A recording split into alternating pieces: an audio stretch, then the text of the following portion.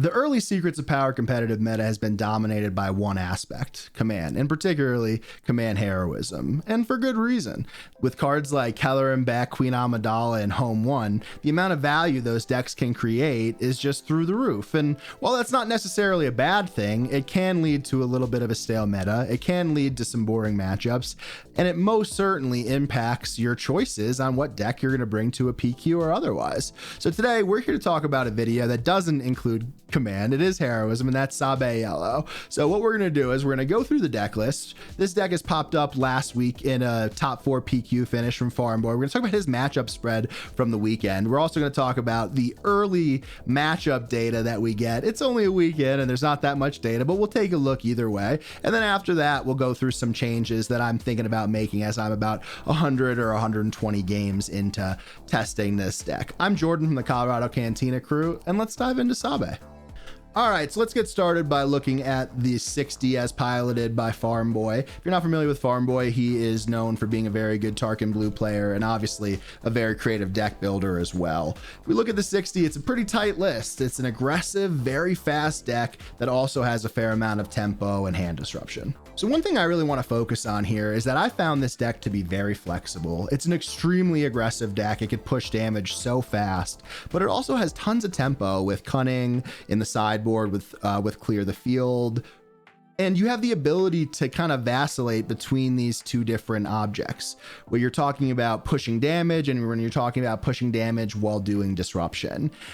When I first looked at Sabè's ability, I thought, yeah, this is cool, but it would be a lot better if it said you didn't have to take a card off the top of the deck from the leader side. And while I agree with that, and I think that's definitely true, I found the ability to be extremely powerful to kind of play around the main thing that could punish your action. So for instance, when you're playing Han Solo pilot on a Falcon or another space unit, you really want to make sure you're staying out of that Fell the Dragon range or even Confiscate or Bamboozle. When you're talking about having a little bit of a suited up Sabè with Ascension Cable or a Hot Shot Blaster, you're really trying to avoid Rival's Fall. And while Sabè's ability isn't perfect, it does help you avoid those really problem points in any spot in the game. This is an aggressive deck. This is an aggro deck, and it can have a little bit of an issue reestablishing a board once cleared. But if you could avoid your board being cleared, or at least minimize the chances of those happening, it could really go a long way. The next thing I want to hit on with this deck is that I found your 2-drops to be very interchangeable depending on your matchup, but also just depending on the type of game that you want to play in that particular game. Bale is solid. Faith in Your Friends, I think, is my favorite. But then you also have 2 very solid spaceships, the N1 Starfighter and the Bravo Squadron. That's a 2/3 that kind of avoids some of these Daring Raid decks and also decks that could do 2 damage in other means and forms. But you have options and you have flexibility. Faith in Your Friends, I think, is my favorite because you could then enable your turn 2 Sanctioner Shuttle to capture a problem unit like a Falcon or anything along those lines. But I found that when you get started on the ground or in space, it's really just about enforcing those areas and finding a way to create your own value in the face of some of these really high value decks. So as we look at this list, there's a handful of cards that I would consider pretty crucial to this deck's construction that don't see any play elsewhere. And while that's just an interesting thing to note as we dive into this deck a little bit deeper, I think it comes together in a really interesting way. And that's when we talk about what these decks are capable of with different lines of play and different synergies. So as we take a look at 3 of those interesting cards, one of them is Final Showdown. I'm not fully sold on Final Showdown yet. It has won me a few games, and I think it's probably pretty situational. As you'll see later on, I made some changes to the deck, and Final Showdown does reflect some of those changes. But to me, 2 core cards here that are really important are Tala and Ascension Cable. The combo together creates a situation in which on your flip turn with Sabè, you're more than likely going to be able to attack base and rob a card out of someone's hand. There are situations that could stop this, obviously, with Entrenched and otherwise, but being able to give a unit like Sabè hidden and Saboteur allows you to get through Sentinels, gets through shields, and hit base, stealing that card that you need to protect yourself from. And obviously Rival's Fall exists and stuff like that, but with Sabè's ability on the leader side, you're able to make sure that you could minimize the chances of getting hit by that Rival's Fall or Confiscate or whatever you're playing around that we mentioned previously. So that's a really interesting combo. Not seeing any play anywhere else. Tala is good outside the flip turn as well. A lot of times what you'll see in this deck is that you really just need a sticky unit to come back and recover while you're getting your board cleared to push the last little bit of damage as we get into the later portions of the game. And one of those really sticky units here is the Gungan Warrior. Obviously, this is seeing some play in Anakin Data Vault as well, so a little bit more popular than Tala, Ascension Cable, and Final Showdown, probably all combined at this point. But the Gungan Warrior, just a sturdy unit, shielded 3/2 with a restore ability, provides a little bit of comeback here with the restore, but the shield is really what we're looking for, as well as that heroic icon to enable faith in your friends. The last really interesting card that I want to hit on here is the Stolen Star Path unit. And while this is just a 1+1 buff on curve, combined with Sabè's ability, it really allows you to both create a wide board, which helps in grindy matchups, but also just gives you better hand knowledge. And as you're bricking cards out of your opponent's deck with Sabè's ability, you're faced with not quite a 50-50 proposition, but you get to understand one card that's going to be drawn into their hand next turn. If you combine that knowledge with knowledge that you've earned on previous turns, all of a sudden your knowledge of what's possibly been resourced, possibly in their hand, really starts to develop. And that's where Stolen Star Path unit comes into play. Another ancillary way to look at your opponent's hand, and probably equally as important, create spies and go wide. If you combo this with Bail Organa and you get to discard 1 or 2 cards, I don't recommend discarding that often, but you just create spies. It helps you grind, helps you build that board and push some damage along the way. So as I mentioned, I'm about 120 games into playing this deck. Someone who I imagine has quite a bit more games than that is Farmboy. As we pull up his record from the PQ that he got top 4 at, had a pretty tough spread of games to play through. In round 1, he played a Han 2 ECL. In round 2, he played a Han 2 Blue Force. In round 3, he played Justin from KTOD on a Han 1 Green. Then Bobby Sapphire from KTOD with Yoda Data Vault. Then lost to Akira Data Vault in round 2, followed by beating a Admiral Piet in the following round 2-0, and then he drew into the top cut, beating a Han 4 Tarkin Town, and then eventually losing to the winner of this event, Flippity Floop, on Emperor Palpatine Colossus. So really interesting spread of matchups that you, on the surface, you might say, hey, this seems like a challenging matchup for Sabè to win. And it probably is a challenge, but you have the tools to mitigate those pain points, which I found very, very interesting. So next we have the very slim matchup data that we are paying attention to in some forms and fashions, but also acknowledging that this is a pretty small data set. In week 1 of any data set, it's going to be very small, but Sabè wasn't a well-represented deck in the field at large, so it's even less. In some cases, 1, 2, 3, and 4.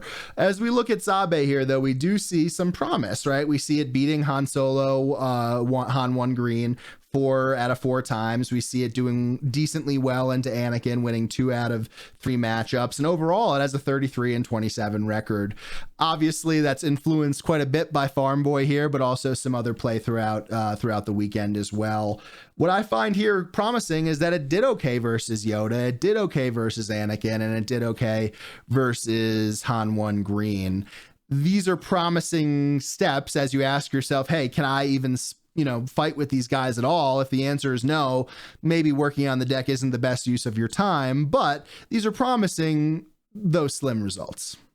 So from the outside, like I mentioned, I do think that some of these matchups can appear to be very challenging, but with these cards that we mentioned in Command Heroism and otherwise, there's a lot of very, very key cards to different decks and different archetypes that if you have the ability to brick with Sabè's ability, you could probably increase your chances of winning turn after turn and game after game. These are high variance events potentially, but also not so much. When you're able to do damage every turn to base, and that's really what this assumption is really built on, you're able to understand what could possibly be in their hand with some education in terms of what decks should be resourcing what in different matchups, some educated guess and some hypotheses. But as you're able to go through the game, you're gonna face less bombs.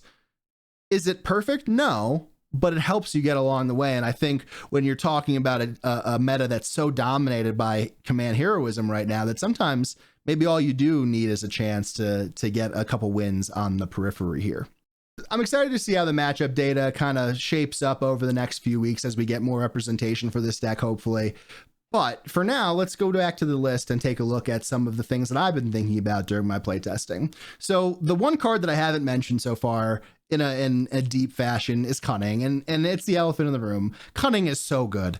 Whether you're bouncing, exhausting, discarding, or buffing, there's not a bad option in this deck. Like I said, this deck can struggle into some ground-based swarm attacks, or it could also be outmatched in space. One thing I found in my testing is that Vader isn't the easiest matchup. You are kind of reliant on your bounce and on your tempo, like Cunning and otherwise. I've also considered bringing in cards like Fireball or Blue Ace to the sideboard to deal with these sorts of things. Potentially, you could also use Outmaneuver that's already in the sideboard and just skew your build towards going to the ground in that matchup. Also, Clear the Field can help with a lot of Vader-related stuff as well. But these sorts of faster, edgier space decks like Kazuda, Piet, I could see a problem existing if we can't get under them or brick their hands. So as you look at this deck, it's tight, like I mentioned, but some of the things that I've been considering from a change perspective, I've done and I've instituted here. So it's really not much, but there's one card that I kind of felt like I was missing, and that's L3. I've missed having some smuggle, especially a unit that I could smuggle. And also it fits that mold of sticky unit a la Gungan Warrior that we mentioned as well. Sometimes all you need is a unit to survive, so you could buff it and hit damage to base and end the game. So having, for now, one L3 is what I've done to swap out for the Final Showdown. I moved Final Showdown to the sideboard because I do find it to be potentially interesting, especially when it's still a little bit unexpected. Another thing to think about here is that this is a 51 card deck. I've done my best to cut it down to 50. Farmboy is running 51 or was running 51. I'll update any links as we put them in the show notes as I make further changes.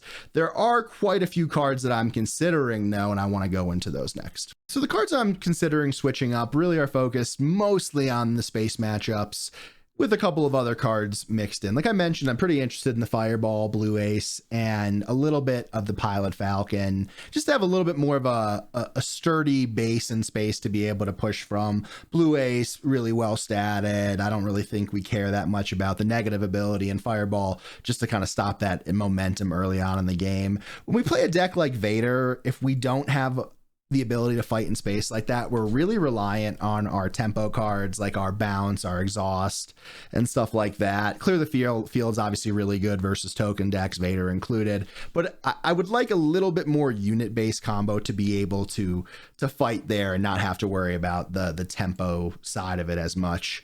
As we move on a little bit further, I'm kind of interested a little bit in this Millennium Falcon, Lando's Pride, and the Ebon Hawk. Lando's Pride might be overboard in terms of what we want to spend on 6 and stuff like that, but we have been thinking about it.